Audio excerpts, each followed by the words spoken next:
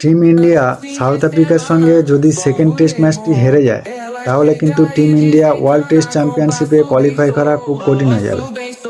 কারণ এরপরে আমাদের শ্রীলঙ্কার সঙ্গে ম্যাচ এবং শ্রীলঙ্কার মাটিতেই ম্যাচ, তাই শ্রীলঙ্কার মাটিতে শ্রীলঙ্কাকে হারানো অতটা সহজ হবে না।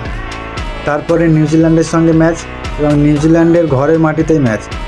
নিউজিল্যান্ডকে নিউজিল্যান্ডের মাটিতে হারানো অতটা সহজ হবে বলে মনে হচ্ছে না, কারণ নিউজিল্যান্ড আমাদের ঘরের মাটিতে এসে আমাদেরকে 3-0 ব্যবধানে হোয়াইট ওয়াশ করে চলে গেছে। তারপরে আছে অস্ট্রেলিয়ার সঙ্গে 5 ম্যাচের সিরিজ এবং সেটা আমাদের ঘরের মাটিতেই হবে।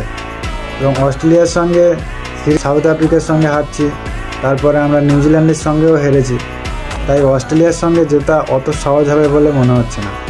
তাই সাউথ আফ্রিকার সঙ্গে সেকেন্ড টেস্ট ম্যাচটা খুবই গুরুত্বপূর্ণ, কারণ সেকেন্ড টেস্ট ম্যাচ যদি টিম ইন্ডিয়া কোনোভাবে হেরে যায় ওয়ার্ল্ড টেস্ট চ্যাম্পিয়নশিপে কোয়ালিফাই করা খুব মুশকিল।